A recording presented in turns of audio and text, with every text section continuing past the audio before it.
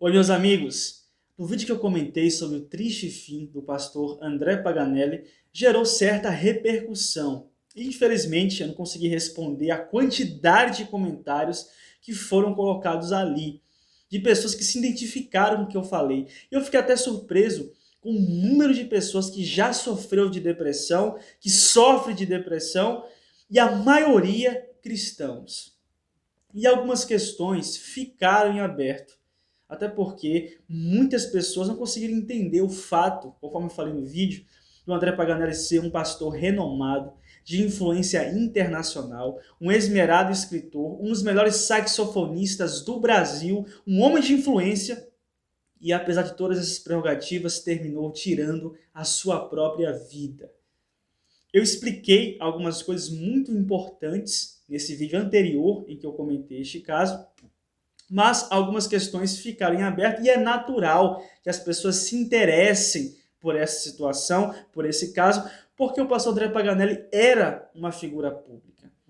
Então, eu vou colocar aqui para vocês um trecho de uma entrevista, onde ele revela algumas coisas muito importantes sobre os seus conflitos, inclusive apontando a religiosidade como uma causa da dupla identidade que ele acabou desenvolvendo e que levou ele a uma crise existencial muito grande que acabou empurrando ele para o mundo das substâncias ilícitas, resultando em internações, etc. É um trecho muito esclarecedor, esse trecho dessa fala dele na entrevista. Vou colocar apenas esse trecho e na sequência eu vou comentar algo muito importante sobre isso que você precisa ouvir, que você precisa saber. Antes, se você ainda não é inscrito no canal, vem integrar nossa família. Se inscreve no nosso canal para você não perder conteúdos como esse aqui, de relevância e de muita importância para você. Se inscreve no nosso canal e dá o teu like para que esse vídeo venha repercutir para mais pessoas. Tá certo, meus amigos? Vou soltar aqui a entrevista para vocês e na sequência vou comentar algo muito importante sobre isso. Eu digo sempre que a droga é uma consequência de uma vida adulta, né? Quando você chega na droga, porque sua vida já está cheia de problemas e você vai associando coisas para poder sufocar frustrações, traumas, problemas pessoais. E eu cresci numa época, debaixo de uma religiosidade tão errada, né? Um conceito errado, que eu acabei desenvolvendo uma dupla personalidade. Então, para os meus pais na igreja eram um André, e eu comigo mesmo, com os meus amigos na escola, em outro lugar, era um outro. Então, quando você cria a dupla personalidade, você acaba deixando bem características essas duas facetas da sua vida, né? Então, um era muito bom, o outro era muito ruim. E era aquele Frankenstein, né? Um homem de duas pessoas. E quando eu cheguei nas drogas, eu achei que poderia controlar, perdi o controle, me tornei viciado, queria largar, não conseguia. E quando eu vi o estado que eu estava, eu pedi uma oportunidade para Deus novamente, para continuar a viver, né? E fui internado, busquei a minha internação, recaí, voltei para a clínica. E nesse intervalo eu comprei meu primeiro saxofone. Então, assim, a motivação e a esperança que eu tive foi de ter um encontro real com o Senhor. Eu agradeço a Deus por ter passado por isso, porque eu tive um encontro real com Ele. E o que me ajudou a abandonar foi associar à minha vida coisas boas, né? Como estudar música, tocar o sax, me aproximar da igreja novamente, mas com uma atividade que me dava prazer, gosto, que era tocar. E aí fui consolidando esse André um só, esse André que tinha uma paixão agora por Jesus, né, pela salvação e pela música, né? Então isso foi me dando estruturas e bases para mim abandonar de vez e conseguir reconstruir minha vida. E esse projeto de música começou tudo depois que eu saí da clínica. Então o André Paganelli só passou a existir como André Paganelli, mesmo o saxofonista, depois que eu passei por essa experiência. Eu saí da clínica com 23 anos. Então eu comprei meu primeiro sax com 23 anos, né? Comecei tarde, né? Mas muito rápido, assim, Deus deu graça, e a gente começou a gravar, começou 14 anos já. Eu pensei que você ia falar uns 20 anos, mas é um pouco menos, né? Já tocava um pouquinho antes desses 17 anos, tocava clarineta, tinha uma base assim de sopro. Mas é isso aí, o ouvinte aí que Américo, né? Então, Américo, acho que é isso aí. Agora, dentro desse resumo, tem um monte de pormenores aí que eu ficaria o dia inteiro aqui dando detalhes disso aí, mas é a graça do Senhor. Falando aqui também dos CDs, que a gente acabou de tocar uma música do Instrumental Kids, né? Por que Instrumental Kids? Tem aqui o Paganelinho, é uma série de...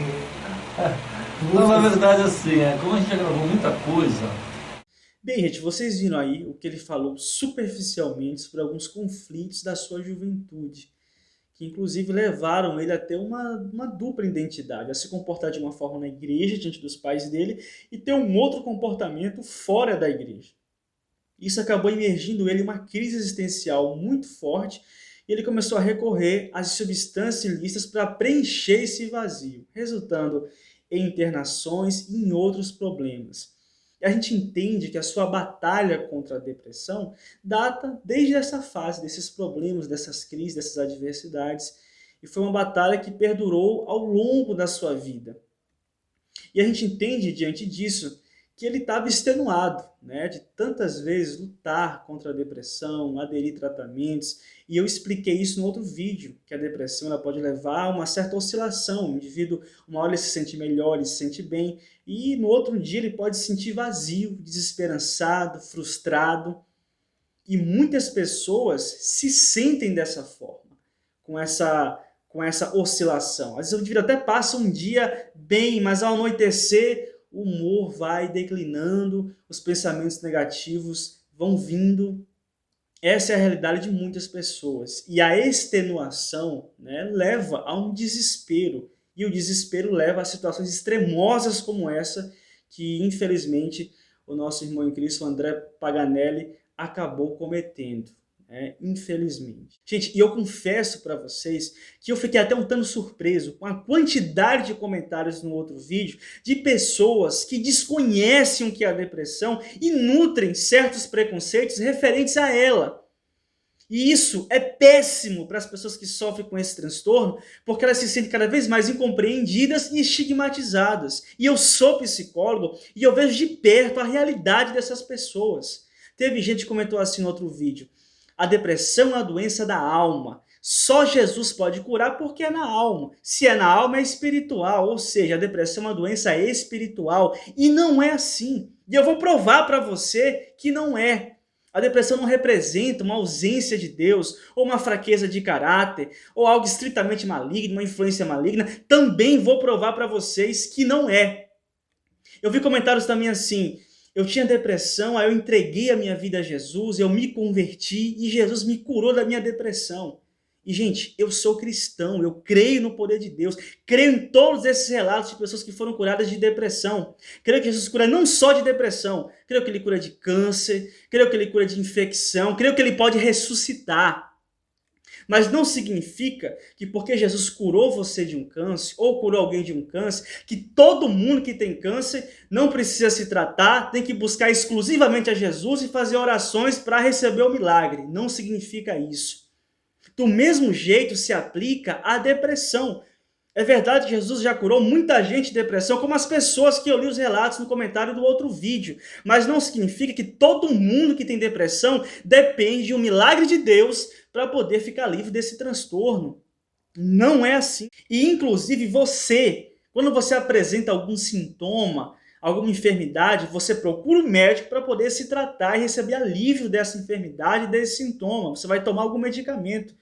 Você não fica dependendo exclusivamente de um milagre divino para poder se tratar, ainda que você continue confiando em Deus.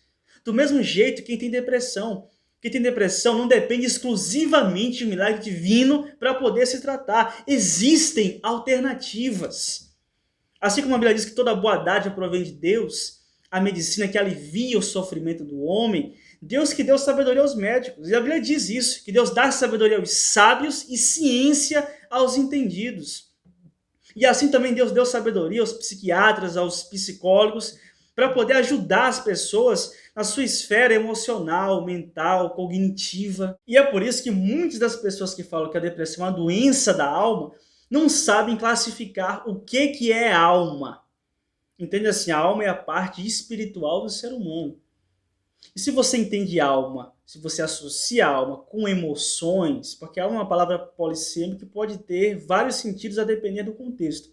Mas se você entende a alma como sinônimo de emoções, aí a gente pode começar a entender a depressão como uma doença da alma, porque na verdade a depressão ela é a doença que vai afetar o estado emocional do indivíduo, e não o estado espiritual, não o espírito do indivíduo. Ela afeta as emoções, o humor, e consequentemente também vai afetar o pensamento, porque se você está sob uma forte angústia, o seu humor lá embaixo, é natural que você tenha pensamentos compatíveis com o teu estado emocional. Mas não é a doença do espírito. E quer que eu prove para você que não é a doença do espírito? Porque se fosse, seria algo espiritual. As pessoas quando tomam um medicamento, pessoas com depressão, elas conseguem ter uma redução dos sintomas, um alívio dos sintomas. Tem gente que não consegue nem trabalhar, está se sentindo muito mal, totalmente desmotivado, mas quando ele começa a tomar regularmente o medicamento, ele sente uma melhora, ele sente força para trabalhar, para funcionar socialmente, profissionalmente. Se a depressão fosse algo espiritual, não era para um medicamento combater sintomas de algo que é espiritual. Como é que existe medicamento para funcionar no espírito, para atingir o espírito? Sabe por que os medicamentos eles funcionam, eles ajudam?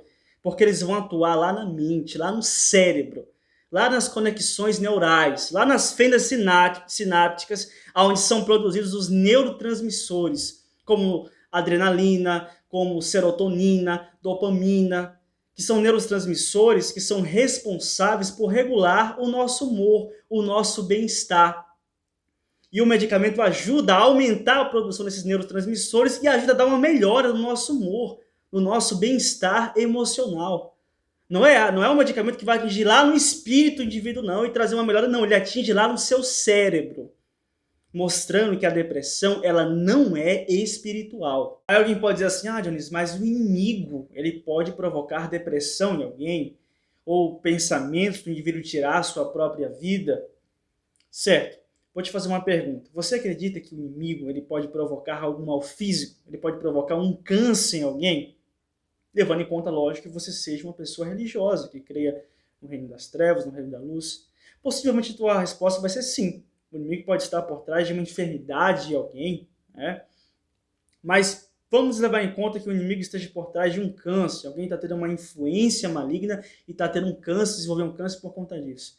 Você acredita que todo mundo que tem câncer por causa de uma influência maligna? O inimigo está por trás de todos os casos de câncer que existe? É bem provável que você vai dizer não. Porque você não vai pegar uma premissa, criar uma regra a partir de uma premissa específica. Você não pode fazer isso. Do mesmo jeito acontece com a depressão e com qualquer outro transtorno, gente. Por isso, quando alguém faz esse tipo de comentário, o pastor está com depressão, por que o pastor está com depressão? Ou por que o padre está com depressão, um líder religioso está com depressão? Eu levo de vida a refletir uma coisa. Se você vê o padre com câncer, se você vê o pastor com câncer, ou com corona, ou com uma infecção, qualquer enfermidade que seja, tu fica surpreso? Tu fica assim chocado? Poxa, o pastor pegou uma doença, logo um pastor está com resfriado, logo um pastor pegou corona, logo um pastor pegou um câncer.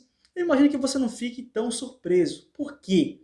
Porque você entende que apesar de ser um pastor, de ser um padre, de ser um líder religioso, está ali um ser humano que tem um corpo físico, um corpo frágil, um corpo que adoece, um corpo vulnerável. Não deveria ser de se surpreender que esse corpo frágil tivesse também uma mente frágil, uma mente que pode adoecer, emoções que podem ficar adoecidas, processamentos cognitivos que podem se tornar doentios. Do mesmo jeito que o corpo adoece, a mente também adoece. E do mesmo jeito que um pastor, qualquer pessoa proeminente, pode ter uma doença física, ela também pode ter alguma psicopatologia, algum transtorno envolvendo a sua mente. E o que fazer diante disso? Primeiramente, reconhecer a tua fragilidade, saber que não é só você que tem esse transtorno, e saber também que do mesmo jeito que você luta, de repente, contra uma depressão, tem uma pessoa lutando ali contra um câncer, tem uma pessoa ali lutando contra uma diabetes, tem gente lutando com algum outro problema. E assim nós somos frágeis. Isso faz parte da vida, essas incidências. Lógico, cada depressão vai se conectar com alguma situação, com alguma causa específica, algum trauma, algum conflito, às vezes questões puramente genéticas. Tem muitas coisas que podem estar por trás. O indivíduo precisa entender isso, a natureza da sua própria depressão, ou o que está mantendo, fortalecendo a sua depressão. É importante entender isso. Mas procurar tratamento com esperança, sempre deve ter esperança. Tem gente que fala assim, mas eu tive várias recaídas. Já tem outras pessoas que tiveram uma remissão dos sintomas e nunca mais tiveram depressão. A depressão ela é um pouco relativa ao processo de cura para cada pessoa. Mas, mesmo com depressão, mesmo que você tenha recaídas, e diferente de uma pessoa que nunca mais teve nenhuma recaída, você pode viver muito bem apesar dela. Tem um monte, gente, de problema de saúde que a gente vive apesar deles. Gente que tem problema de nervo que não tem cura, onde ele consegue viver apesar disso. Gente com diabetes, gente com problema de pressão, gente com alergia. Tem um monte de gente com problema físico que você tem que conviver com ele a vida toda, mas você pode conviver com ele muito bem se você se tratar, se você tomar medicamento direitinho, regularmente. Do mesmo jeito com a depressão. Tu pode ter uma qualidade de vida maravilhosa, até melhor do que alguém que não tem esse transtorno. Eu digo isso porque eu conheço pessoas, pacientes, mas você precisa buscar ajuda e se empenhar nisso e acreditar. Bem, meus amigos, infelizmente, essas informações que eu estou trazendo para vocês aqui, eu estou trazendo a partir de uma ilustração de um caso muito triste, né? E por isso, mais uma vez, as condolências à família, né? E o que eu desejo é que você nunca chegue a um extremo como esse. Há sempre esperança. Alimente a esperança dentro de você. Compartilhe esse vídeo com mais alguém com depressão que você conhece, compartilhe esse vídeo, é um vídeo importante. Se inscreve no nosso canal para você não perder o nosso conteúdo. Dá aquele like com vontade que vai ajudar a engajar o nosso vídeo. Muito obrigado a atenção de cada um de vocês. Que Deus vos abençoe e aquele abraço.